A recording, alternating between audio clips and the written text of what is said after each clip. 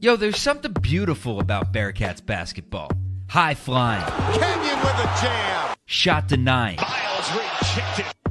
There's just an energy that comes with the Cats.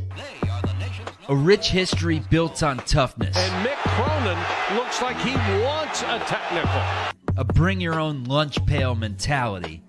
For a long time, UC was the hunted. I felt that we couldn't lose. I think it's time the Bearcats do a little hunting of their own. Once y'all done with them, send them to me, man. You know what I mean? We can put them on the court. Keep that Bearcat thing going. I am fired up. Takes it all the way. Oh! It's going to be Little.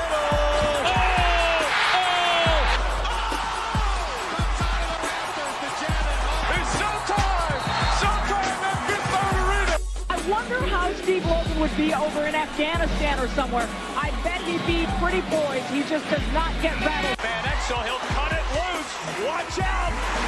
Stevenson cuts it about. Oh! Kilpatrick outruns everybody. Johnson, the exclamation point. We've been dealt the king of heartbreak over and over again. Rozier. Smith and Everything they worked for was undone on one play. But I see the light. The Cats are back. Lukosius, open three, got it! Oh, baby! Welcome to the only live Bearcats postgame show on YouTube. This is Chatterbox Bearcats.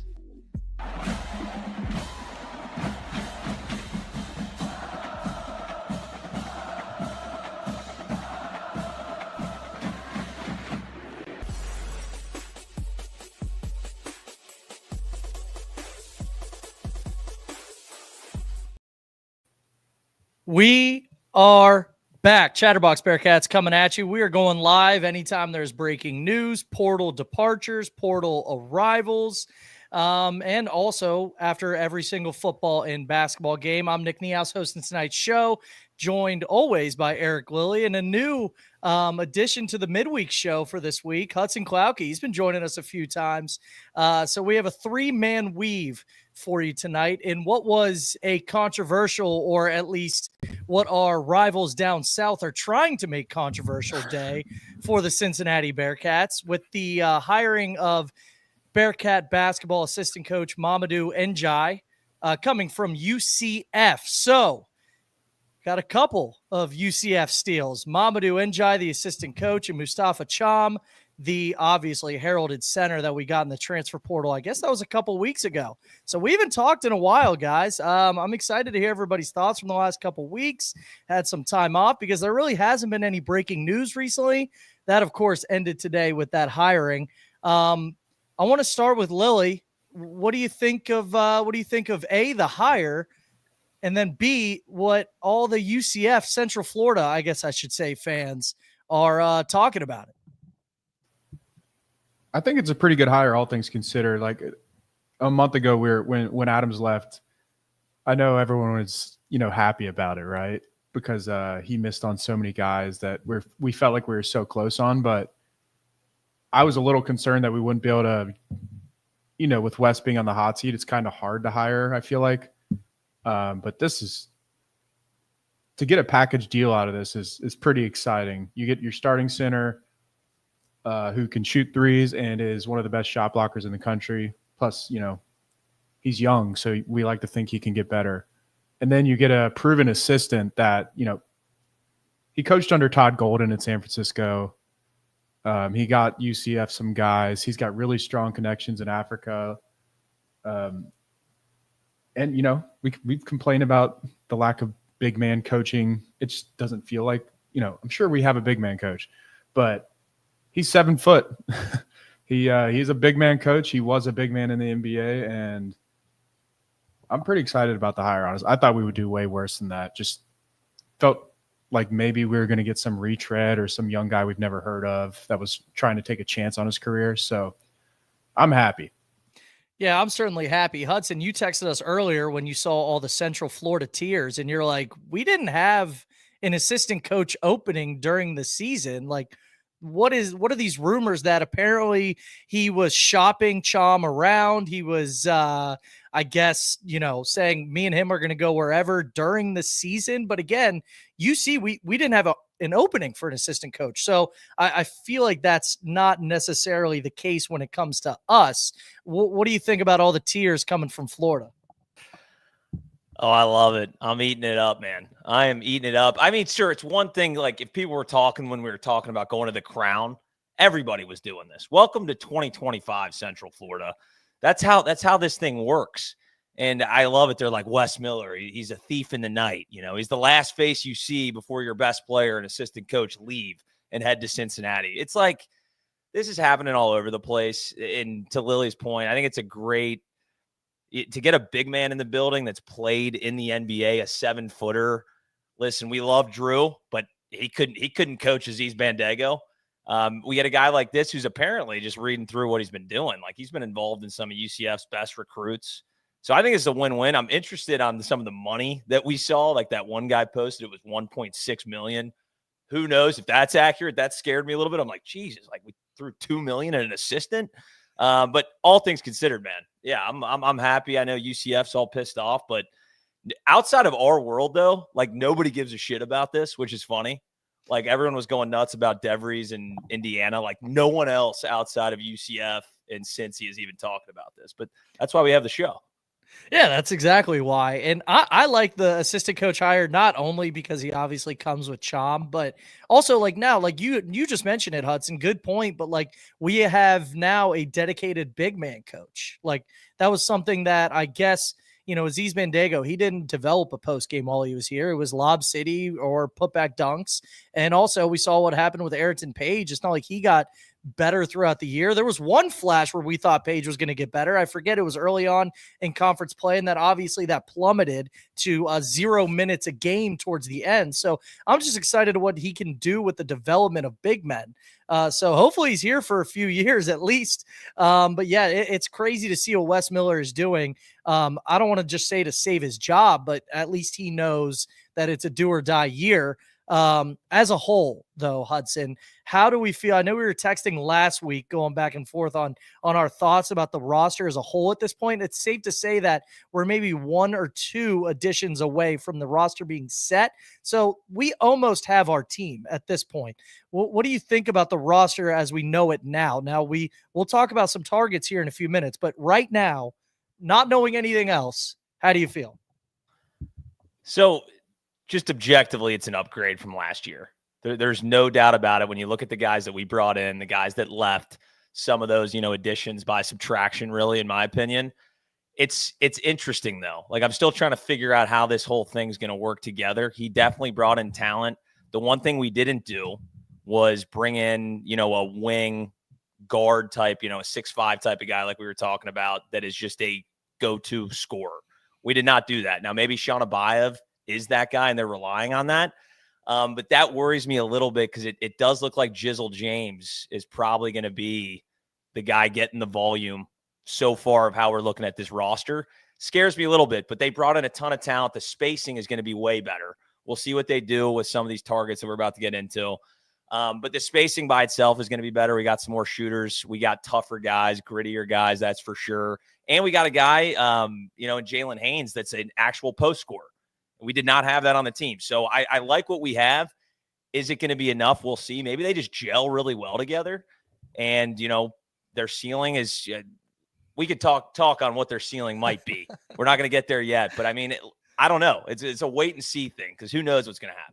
We'll talk floor and ceiling when the roster is fully set. I do think the number one worry is that alpha again. That was the worry going into this year. That's going to be the worry, or last year. That's going to be the worry going into this upcoming season is you're probably counting on, outside of Chom being one of the best centers in the country. Obviously, he was the number 2 center in the portal.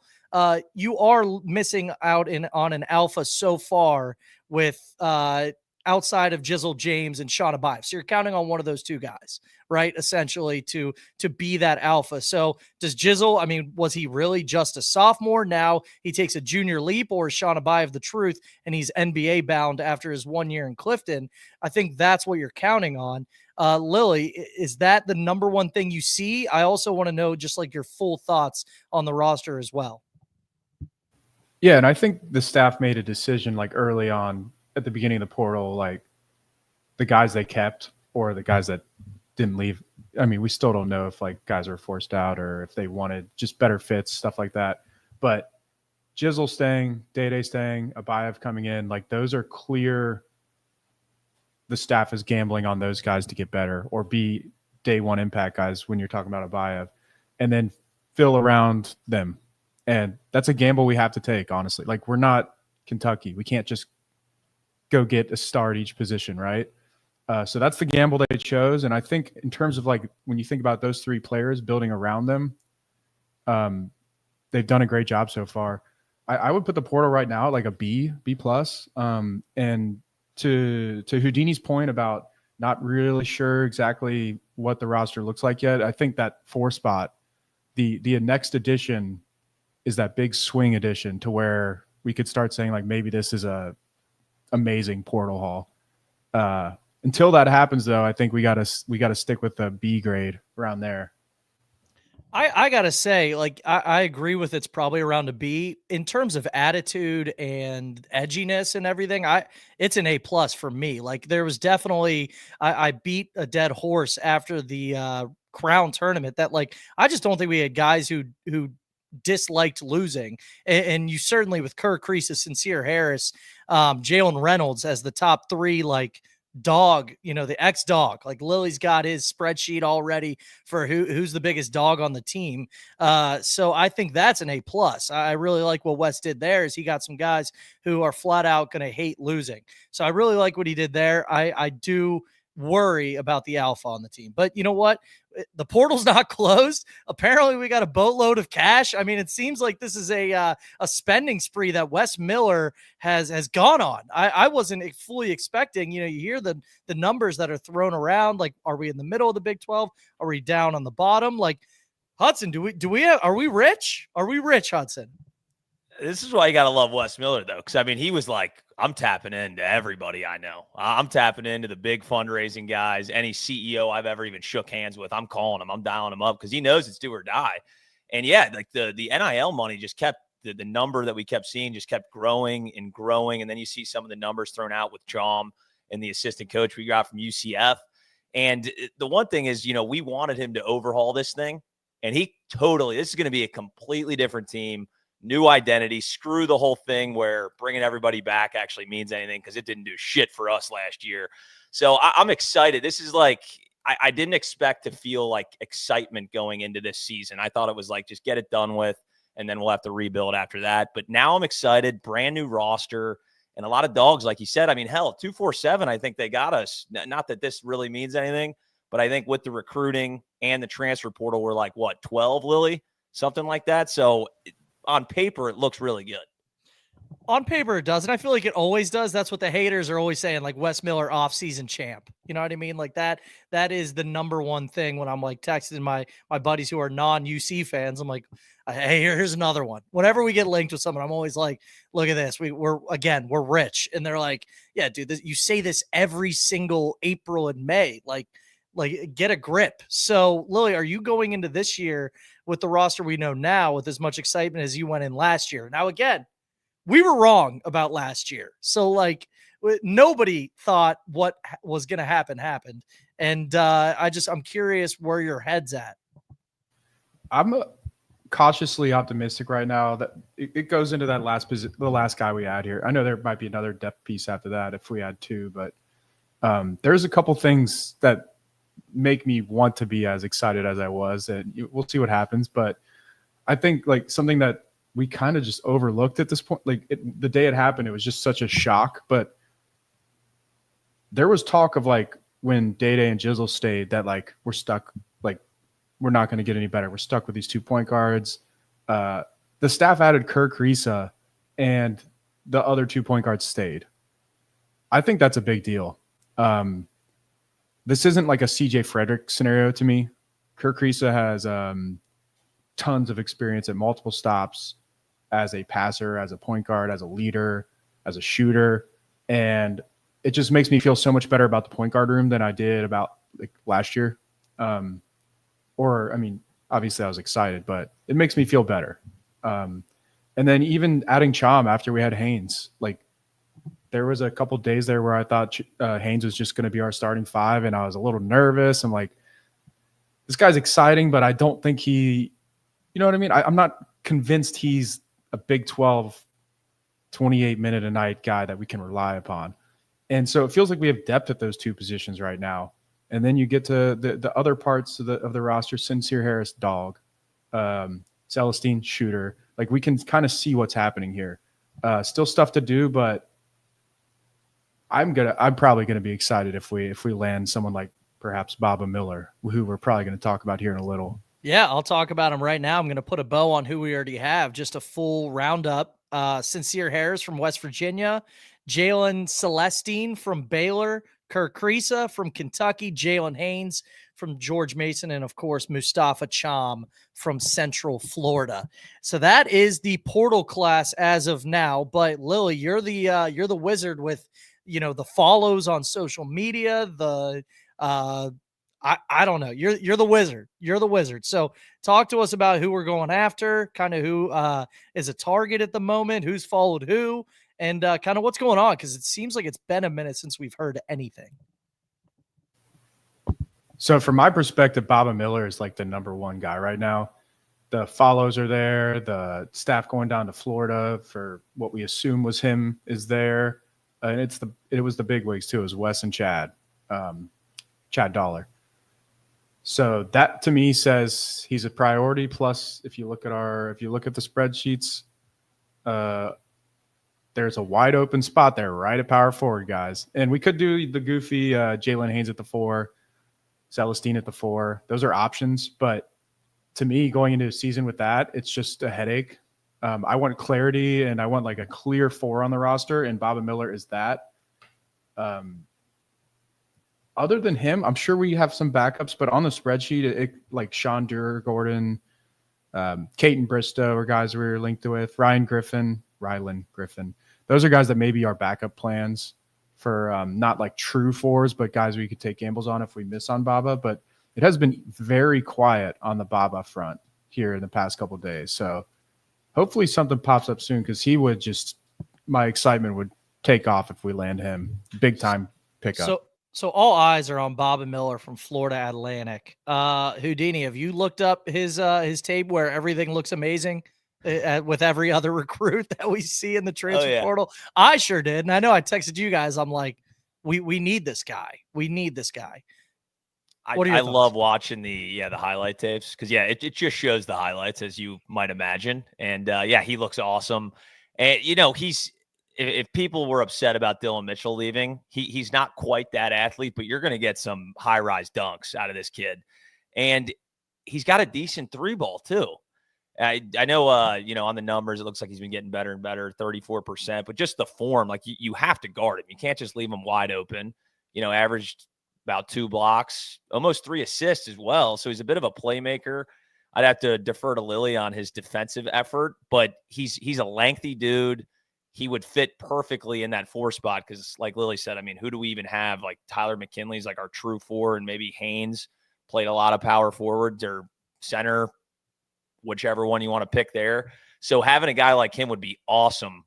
I guess we have enough NIL money to pull him, because I think he's a pretty highly touted guy in the portal right now, especially with a lot of these guys already committing. So I would be ecstatic to get him. I think he'd really round out the roster and, like you said, solidify that 4 spot.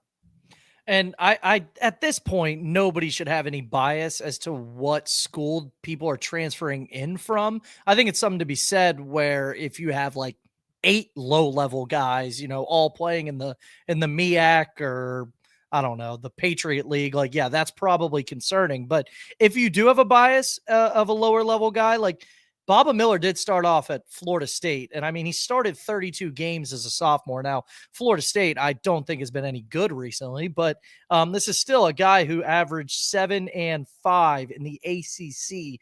And then again, of course, transfers down to Florida Atlantic, gets 30 minutes a game and shoots 34% from 3, which is not bad for a guy who is 6'11".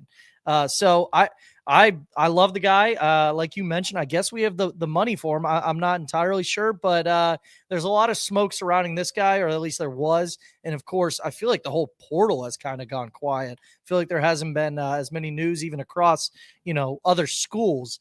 Now, obviously, a lot of players have already committed, but still, it's pretty crazy to see, kind of the lack of movement that we've seen recently. We still have a few spots. I don't know if we're going to fill all of them. Like again, the scholarships have gone up to 15. That's been a topic that we've talked about where it's like, I don't think we're going to use 15.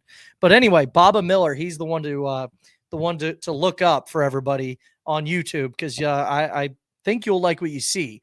So kind of switching gears, the portal obviously was open and show. Well, hold up. Before I move on from basketball, any final thoughts on the basketball front from either of you? I think we touched. Oh, we'll talk about departures, actually. A lot of commitments going out from Cincinnati. They have since committed Dylan Mitchell going to St. John's. Of course, Josh Reed to Penn State. Rayvon Griffith to Kent State.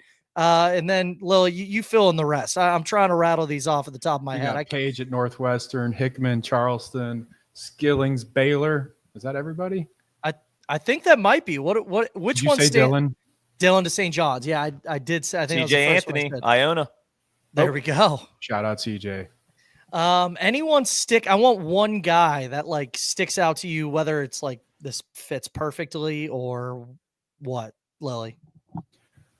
I think Rayvon in the MAC is perfect for him, like where he's at in his career. And I'm going to be trying to watch some of their games this year just to see if he can like get his way back up, or even, sometimes guys find where they're at, love it, and stay there. I always feel bad when I'm always thinking about like guys jumping back up. Like a lot of people are totally cool just being in their lane and you don't always have to jump around, So that's an exciting one, I think. And I'm kind of intrigued by Josh Reed at Penn State. I just don't know. It just feels like fake.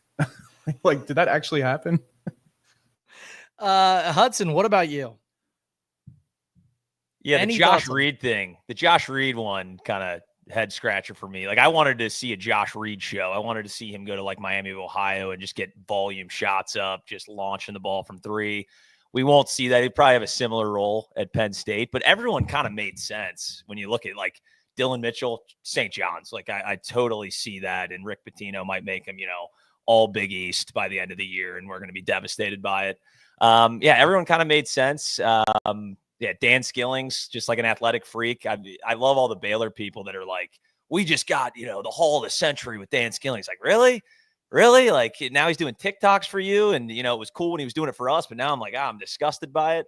So, yeah, everybody made sense, man. And Rayvon's the one guy and Iona, I'm going to be watching CJ Anthony. See, like, was this guy like a legit D1 player that just decided to, sit the bench and cheer everybody on for a few years?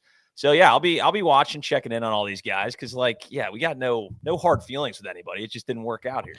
No, it just didn't work out. And I know you guys both said it, but I'll reiterate it. I feel like every single transfer outside of one, like, really made sense. I was like, oh, yeah, Arrinten Page to Northwestern, that checks out. Absolutely. I even thought Josh Reed to Penn State really checked out. Now, the first thing I did do was look up the arena to see how far down that Jumbotron hung at Penn State, because that is liable for a Josh Reed 3-ball to hit the bottom. So that is the one thing I made sure to look up, but it really did. Like Rayvon, I hope he kills it in the MAC. Obviously there's no ill will towards anybody. But obviously the one that I was like, okay, this guy got 1.7 reported alleged dollars, and that's Dan Skillings to Baylor.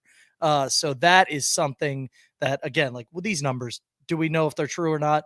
Who knows? That was what is thrown out all over the internet is 1.7 or at least 1.5. And it's like, man, I guess at that point he was their first get. Like he was the only player on the roster. So maybe it's like they see some untapped potential with him. Obviously we did up until this year. So best of luck to everybody who left. Switching gears to football. The portal opened and we got a big old tackle. Lily, what do you think on the SAT Masterclass is what I called it a couple weeks ago. Give everybody who that offensive tackle was, where he's coming from, what we should expect. That's kind of the number one thing about the transfer portal when it comes to UC football, right? I know we have some other recruits, but it was definitely that offensive tackle that we got, right, Lilly? Yeah, Joe Cotton. In the winter, we went after, I mean, this is a lot of people don't follow this stuff that close because football recruiting is not the same as basketball. But in the winter, we really went hard after Connor Moore. He visited. It felt like this with Joe Cotton. Like he was a really highly rated left tackle. And it's like, how's this guy getting on campus? I think we felt good about it, but then Michigan State pulled it off at the end. And this time around with Cotton, it really felt like the staff just wanted to keep him here and lock him up before he made that Wisconsin visit. And this isn't a guy that had, like, if you look up his list, it was a ton of schools, like big names. We were one of the smaller names on the list. And obviously if he goes to Bama or whatever, he wasn't going to start at left tackle. But like guys make decisions all the time where they're like, you know what? If I can get into 2 deep at Bama, I can do anything. But with Wisconsin, they lost their left tackle in the spring to an ACL injury. And the fact that we locked him up, they wanted him bad. The fact that we locked him up before he even made it to campus there says a lot to me about like just the culture and the belief the players have. Players help recruit. It's not just the coaches doing it. You can just tell Gavin Gerhardt is a guy that's recruiting. That guy's going to be a coach one day. Just from my perspective, from interviews and stuff, he's a real one, and he should get a lot of credit for helping us land Joe and even the other guys we landed in the winter. Tarantayo, who by all accounts is a slam dunk pickup from early spring reports. But we got our left tackle. Satterfield said he's feeling good about the line now, and here we go, guys. I'm starting to get excited. This always happens, right? Lilly, you have a spiel that you texted. You're like, I got a little something to talk about. Was it the staff or just the roster or what? But go on your spiel. This isn't much of a setup, but here it is. Just a couple spring things. You know, the staff seemed, and just this is hearing things plus interviews plus reading practice reports from other people that, you know, Cyrus Allen's doing great. Jeff Caldwell is the talk of the town. If that guy figures it out here, he could just be a guy that blows up. So hopefully he has a big summer with Sorsby. But Gerhardt had an interview, and I have this thing where when I watch interviews with coaches or players, I look like for guys that go out of their way to bring up. Because you know when there's like a direct question, guys are going to answer it typically. But Gerhardt bringing up Simeon Coleman instantly, like when asked about, he was directly asked this question of who impressed him in the spring, but he jumped on Simeon Coleman. And we saw him last year as a true freshman make an impact. I think he's a guy that could take a leap. But hearing a lot of stuff about Xavier Williams, the UCF Middle Tennessee transfer, who used to be a quarterback, but now is just like a jacked safety that if you're building one in a video game, like, you know, everyone always builds that safety that like looks like Taylor Mays. And he kind of looks like that. But he has those leadership qualities. You could just tell, another guy like that. And then Taden Barnes has really been popping. Lots of interceptions in the spring. He's got that dog mentality that we're talking about here with some of the basketball players. If you watch his highlights, I mean, this guy, personal fouls galore. Get ready for the Taden Barnes personal fouls. But we need that edge, you know, just control it a little better. And then I noticed with my spreadsheet here on Bearcat Bunch, we added a player at every position except quarterback and punter. A couple sophomores here and there for depth, but I really think we had a great couple portals here filling out the roster with needs and proven guys plus some like upside swings. And then the last thing I want to talk about, I want you guys to speak on this. What do you think about the power rankings putting us at 16th on USA Today? I'll give you my thoughts, but I'm interested, like what like people who are a little more checked out on football, like at this time of year. What do you think about seeing UC at 16? Well, I was going to ask Hudson just how excited he is, so that let's double answer. Like what? Yeah, this might be a double answer. Double answer, Hudson. Yeah, I mean, you can't be too excited if you anticipate to finish 16th in the conference, right? Yeah, I mean, that's just clearly somebody. It's basically, you might as well ask like my Uncle Gary, who doesn't watch college football, to rank the damn teams. Like, he just 16th. Why? How on earth? Like, when you have Brendan Sorsby, that's like the one thing, because, I'm not checking in on this like Lilly is, and a lot of these guys are transfers. It's very hard to project what these guys are going to do. But to put us at 16th is absolutely crazy with some of the other teams in the conference. Like, why is UCF all of a sudden beating UC? I don't really understand that one. And plus, we got Joe Cotton, guys. We got a guy named Joe Cotton who sounds like it's a character from a Friday Night Lights episode. He's 315 pounds and like 6'8". I mean, the name, when I went through the names that were being looked at for Joe Cotton and UC snagged him, I had a lot of confidence. I'm like, Satterfield, he seems like he knows what he's doing, what kind of identity he's trying to bring to this team. And like I said, when you got, the Godfather coming back, you got Royer and you got Brendan Sorsby there, I think if you fill in the gaps with the right guys, this could be a competitive Big 12 team. 16's crazy, Lily, to answer your question. I don't think that's going to happen. There's no way. I don't think we're going to get worse than we were last year. That is what I can agree on. Because I think the whole point was like, when you look at some of the other, teams in the Big 12, it's like, I just like, do I think that UC is going to be top 3? I don't know. You know what I mean? Like that, if they were ranked like 10th, I wouldn't have a strong opinion. I find 16th hard to believe. And I'm simply basing that on, I feel like the star power is there. Like Brendan Sorsby, I think is going to be a star. At least I thought he was a star until that back half of the last season. And then, also like all of his weapons, Joe Royer, the new wide receiving crew. I'm excited for that. I'm excited for the star power and to kind of rally behind the main guys that Satterfield retained. And also, speaking of Joe Cotton, like Lily, you didn't sell it enough. You didn't sell it enough. We got some names on who was going after Joe Cotton. Like you mentioned, like Alabama, Florida, Michigan, like, and most importantly, Wisconsin right here. Like you mentioned, we got a big commit over Wisconsin, huge there, but USC, just to name some. So beat out some big time programs for Joe Cotton. So that was absolutely massive. 16th to me is absolutely wild because we're not in the SEC, guys. Like this is the Big 12. Like it's basketball first at this point.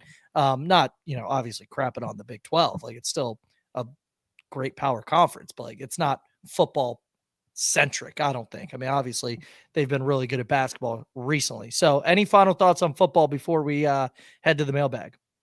Did you guys touch on, I don't know, Lily, go ahead. We are not finishing 16th. Like it's bullshit. That's just lazy content to content. We're not finishing 15th either, guys. Arizona sucks. Like sucks. UCF sucks. We have guys returning at quarterback, nose tackle, tight end. All three of them are stars or borderline stars. We got our left tackle. We filled every hole that we had. Like we don't really have a question on the roster other than I would maybe say wide receiver, but early reports are good on all these new guys. I'm not certain about it because we haven't seen them all perform at this level, but come on. Like we're not finishing 16th. It's just lazy. Anyways, I look forward to that being clipped when we do finish 16th. But also we play Arizona and UCF at home. Like when I do my power rankings or preseason predictions, I look at stuff like that. I don't think I'm guessing USA Today doesn't do that, but the two worst teams in the league play us at Nippert. We're not finishing it last. All right, that's good. Hudson, what didn't we touch on? No, he just went out on a limb there. Said 14th is the lowest we're going to get, guys. That's it. He's like 14th. I don't want to hear anything other than that. Okay. No, I was curious because I haven't been on in a while, but I don't know if you guys touched on this. How about Matt Rule in our must-win game throwing shade at the Big 12? He was what's that about? His Big 12 teams. He was the Baylor coach, right? They were better than his freaking Nebraska teams were. And he's just adding fuel to the fire for that must-win that we have in our first game of the season. Well, I've always been one of the biggest Big Ten haters that you can find. So a Nebraska coach, let alone hating on our conference, just absolutely made me laugh because you look at the Big Ten and I guess let me rephrase it. 3 years ago, you look at the Big Ten and I'm like, okay, you got Ohio State and Michigan, and a bunch of easy wins for those two schools. Obviously Penn State's always hit or miss, usually probably pretty good, but bottom feeder city in the Big Ten. So that was funny to hear. But now I guess, the Big Ten added a few schools. They're probably the second best football conference, but still, they're still loaded with a bunch of bottom feeders. So Lily, I want to hear what you have to think about that. So I respect Nebraska as a program, like as a 90s baby. I love it. Well, and if anybody respects Nebraska football, it's probably UC basketball fans, right? Like considering like it's been like 20 years since we've done anything of that nature, but we were perennial, powerhouse back in the day too. So yeah. But like to say stuff like that, it's just so ridiculous. We're talking about a guy that lost to a Colorado team that didn't make a bowl game 2 years ago. With your Big Ten recruits and whatever. Like I know Rule likes to do his little long-term rebuild thing. I think he'll figure it out there, but he just pissed me off, and maybe we should mess it up for him. I do love that this game's in week 1 and we have so many new players. I think it's obviously they have new players too, blah, blah, blah, but we're the underdog here. I think it's an advantage for us. Yeah, I absolutely do. And Hudson alluded to it. We already called it a must win week 1, which I honestly, it might be like all jokes aside, like you win that and people in front of the whole country, because it's a standalone game, right, Lily? So people might respect us if we go and beat Nebraska on a neutral site that's really not that neutral. Obviously the travel is going to be far for a home game. Cincinnati fans. So that's tough. But I think that wraps it up for football. Let's get into the mailbag. Now, a lot of these were answered already. So like, what's your level of optimism with this year's portal haul? Like stuff like that. Like I'm just going to skip over. So like all of the specific stuff let's get in on. So starting lineup predictions with the current basketball roster. That's a good one. Big Slime, that's his name, obviously alluding to Jalen Haynes. Tuck Wittenberg on Twitter said he's going Creasa, Jizzle, Abayev, Big Slime, and Chom. And then he said he'll put Miller at the 4 if we get him, Baba Miller. Hudson, any changes to that starting 5? Lily, let me ponder on this. I know you got a starting 5 right now, ready to rock. I'm ready, baby. With it. Lily, let's hear it. Check out that spreadsheet real quick, Houdini. I got this is fun, but hard. Jizzle at point, Day at the 2, Abayev at the 3, Big Slime at the 4, and Chom at the 5 is my current. That's my current 5. And then, I mean, I just feels dumb because you could say anything, but it could be Creasa at the point. It could be Celestine at the 4. Like could be Sincere at the 2. And then real quick, if we do get Baba, my lineup would be Jizzle, Day, Abayev, Baba, Chom. I have the same starting 5. Now I'm going to throw a little crease or curveball. I think that's how it starts off, but I think Creasa sneaks into the starting lineup at some point. Like if he comes back from injury well and starts balling out, like this dude has star potential, like this guy was a point guard on a 1 seed and a 2 seed.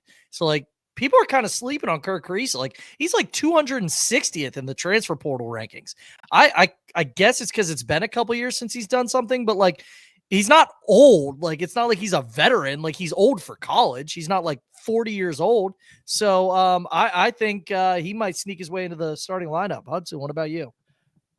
No, yeah, like my dream lineup is having Creasa start at point guard and then having, Jizzle James or somebody else at the 2 spot, just because he's a true point guard. We've seen him be able to facilitate at the, the highest levels of basketball and in college basketball.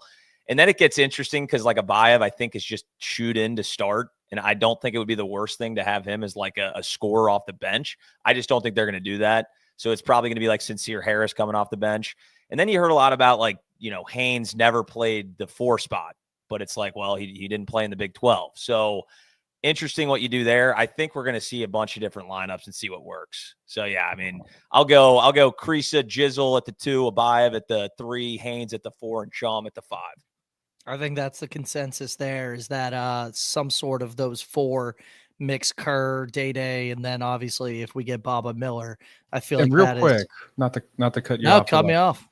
Houdini just sparked something in my mind. Like if we do get Miller, and like even if we finish this Portal Hall like with an A, my biggest concern going into next year at this point is lineups and like Wes figuring it out before we get to Big 12 play. Like we haven't really done that the last 2 years. Like who are our five guys? And then like the first three off the bench. And I think that's just imperative to figure that out in the out of conference this year. Absolutely. All right. Part bear, part cat. That's a great name. Said, think we'll see better penetration this year. Last season was all jumpers or side-to-side passing with no one attacking. Spacing helps, but we need to see someone who will actually drive and cause the defense to scramble to create better looks. I'll start with this one because I would say I wouldn't count on that necessarily. I feel like Abayev is a shooter, and obviously you have two short guys in the 1 and the 2 with Jizzle and Day starting. Sincere Harris can drive, but like I don't think we're going to see a slasher on this team, at least not yet. Now Jalen Haynes obviously creates better opportunities at a inside out 3 ball because he can actually get a bucket in the post, but that's my answer. I'd say probably not. I don't know. What do you guys think? I would think just by default, and that was one thing that I mentioned with the portal gets that like worries me, that we don't have like a guy like a go-to bucket right now that just drives to the rim consistently. I would think by default it's really going to open things up just with the new roster construction and guys that can shoot. Like Chom can shoot threes. Like you have to guard him. He can't be an Aziz Bandaogo where the center just sits back in the paint and you can't drive on him. So I would think by default that's going to open things up for guys like Jizzle James. Day Thomas can get to the rim. He's just, smaller. So when a help defender comes out, he struggles to finish. I think by default that'll help. And then you got guys like Sincere Harris, like you mentioned, that can actually get to the rim. So it's not a big leap, but I think we're going to be better at attacking the rim just due to the spacing. I like that. Lily? Yep. That's basically what I was going to say. Day and Jizzle got to get better with the, in theory, the better environment to succeed in. And then Sincere, like you mentioned, you see it in the tape. He attacks closeouts, but the issue is if he's not making any threes again, it's not going to happen often. You got to have some sort of respect there. And then if we get Baba Miller, man, that guy drives. We'll see on that. Yeah. But yeah, this doesn't seem like it'll be a driving team for sure. No. Joe Cottonburner. This is a good question. He said, who makes the most threes on next year's team? This is the last basketball question. I'll let you guys think for a second because I already have my answer. And I don't know if we're gonna have the same answer. But I'm just going to say Sean Abayev. I'm going to say Sean Abayev is going to have the most threes simply because I think he's going to shoot the most threes. That's what he was recruited for, is to shoot the ball. So yeah, I think it's going to be Abayev. You guys answer while I get Charlie in the show. Apparently Charlie wants in. I'm going to do a little wild card. I'm going to say Jalen Celestine, or however you pronounce. I still got to figure out how to pronounce his last name correctly. I'm going to say he, just because it looks like all he does is shoot threes. So depending on how many minutes he gets, because you're right. I mean, Abayev is probably going to fire the ball quite a bit.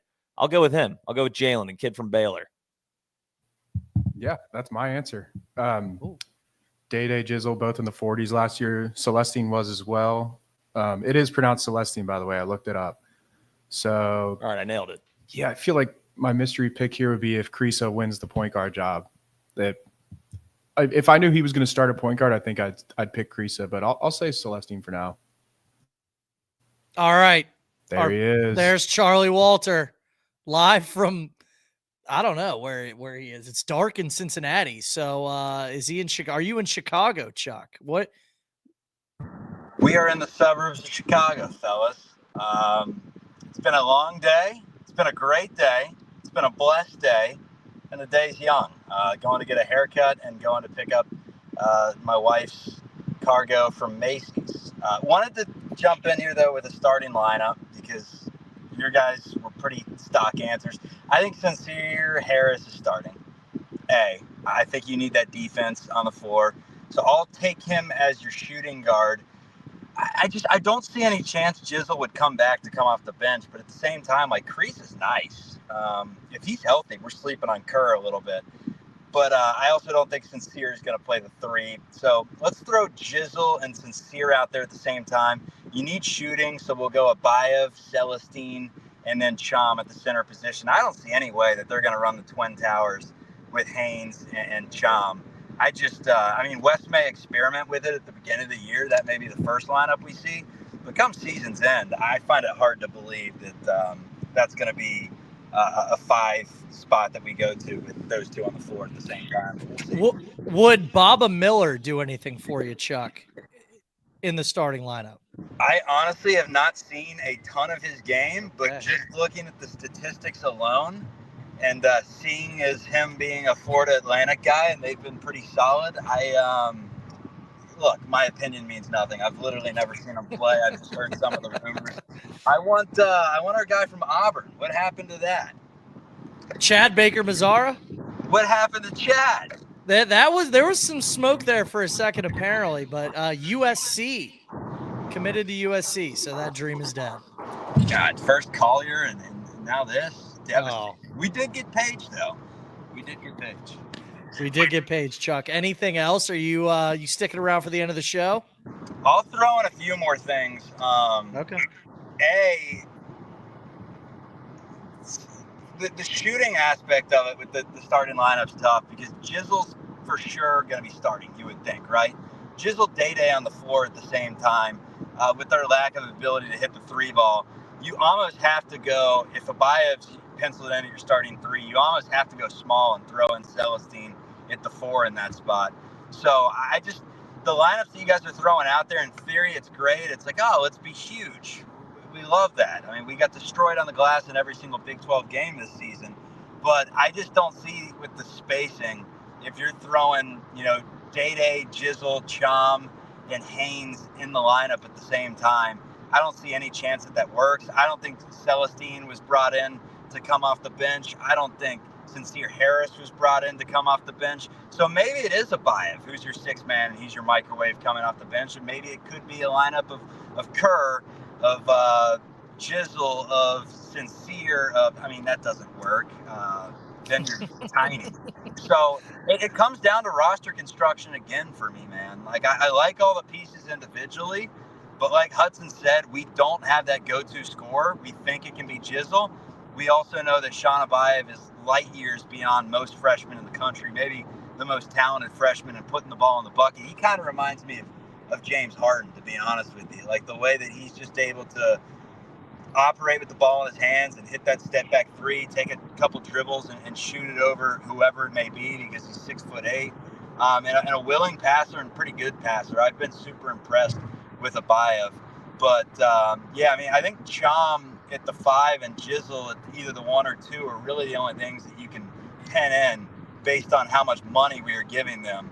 But Sincere Harris is so good at defense. I don't see him coming off the bench. Kirk Ariza, he's coming to Cincinnati to come off the bench at age 24 or whatever. So the whole lineup and figuring this thing out, this is now the 3rd straight season where we've gone into a year, and it's not even done yet in terms of constructing this roster. But the 3rd straight season we've came in and been like, yeah, it feels like we have 8 starters, but who's our go-to guy? And that forever is going to scare me. Gentlemen, I'm out. Have to drive safe on the road. Do not do this. Do as I say, not as I do. Adios. All right, there you have it. The Hoover Dam thing was killing me. It was still up from last time. Live from the Hoover Dam. Charlie Walter. I like what he said. I was going to chime in at the end. I think it's definitely, you do have a bunch of same level guys, a bunch of guys who are just as good as each other. So that might be an issue. Might be.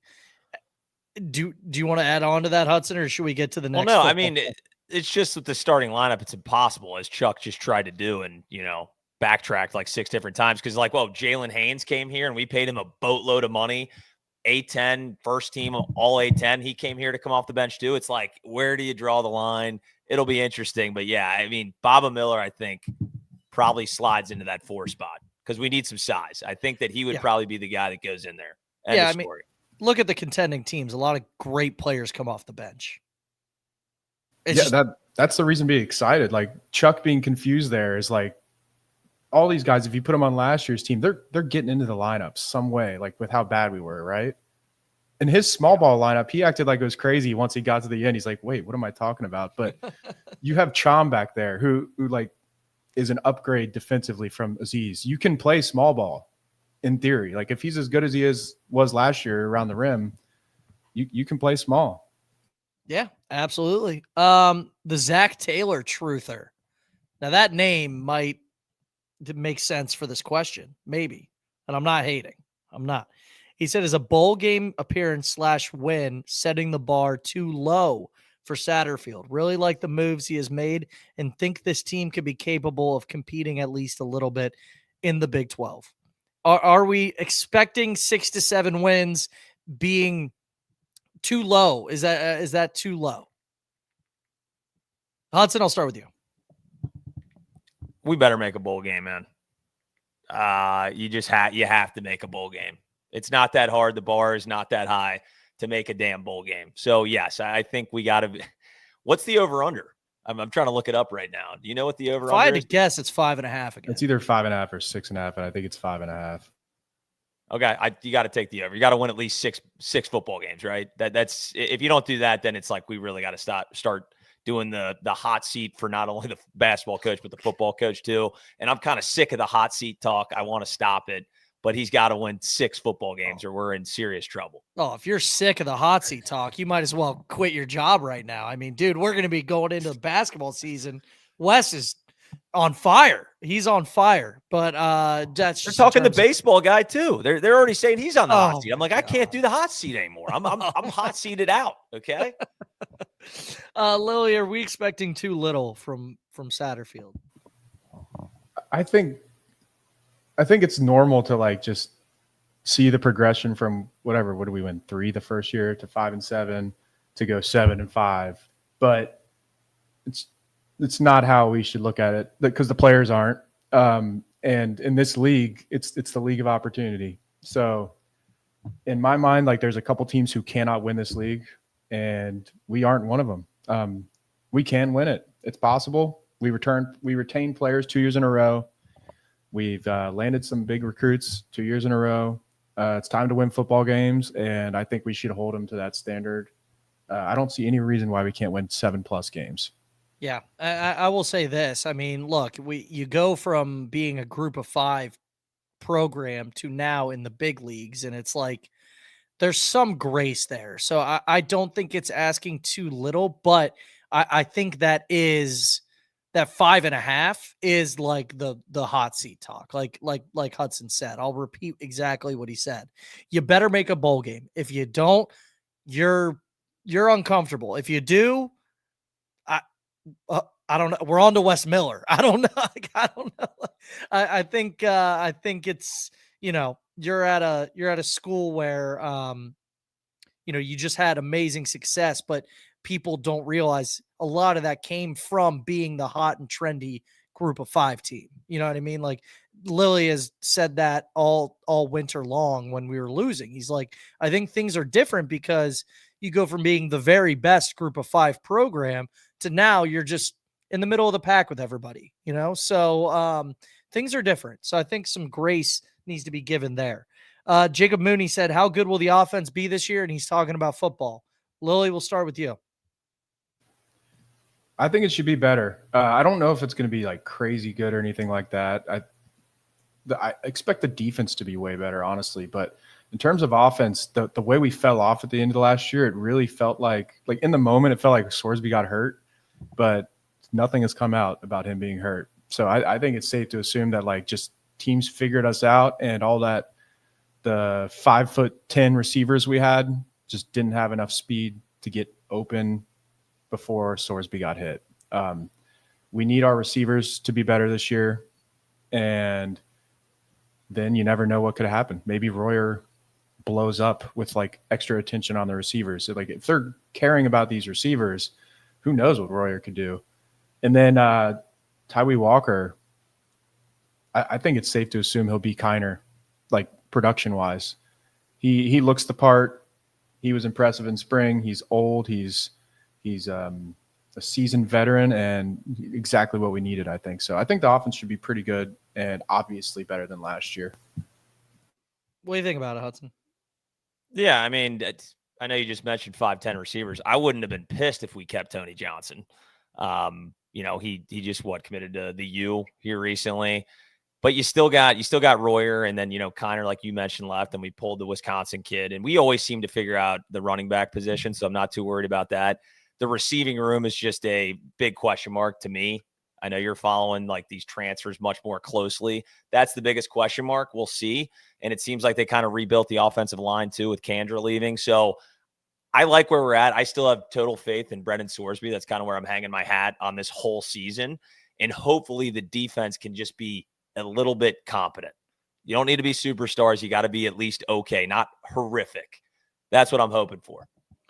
Yeah, simple answer for me. In Sorsby, I trust. I'll just put it that way. Like, I believe in this kid, and I think he's a future star. I really do. If he stays here for, how many eligibility years he has left. Like, I think the kid's a stud. So I think that does it for the show. We covered a lot. Mamadou N'Diaye was hired onto the basketball staff. Of course, we still are looking for a couple of portal additions. And we had a great mailbag segment. So that's it from us at Chatterbox Bearcats. We'll be live next time there's breaking news to talk about. So make sure you follow along. Lilly does a ton on Twitter at Bearcat Bunch. He's got all of the transfer portal tracker and everything that you need to know about Cincinnati Bearcat athletics. But I think that's it for us. It's about under an hour. That's kind of the baseline of when us three get together is how long we go is about an hour. So that was good stuff, guys. So make sure you follow us all on Twitter. Of course, subscribe and like us on YouTube and anywhere you get your audio podcasts. That's it. See ya.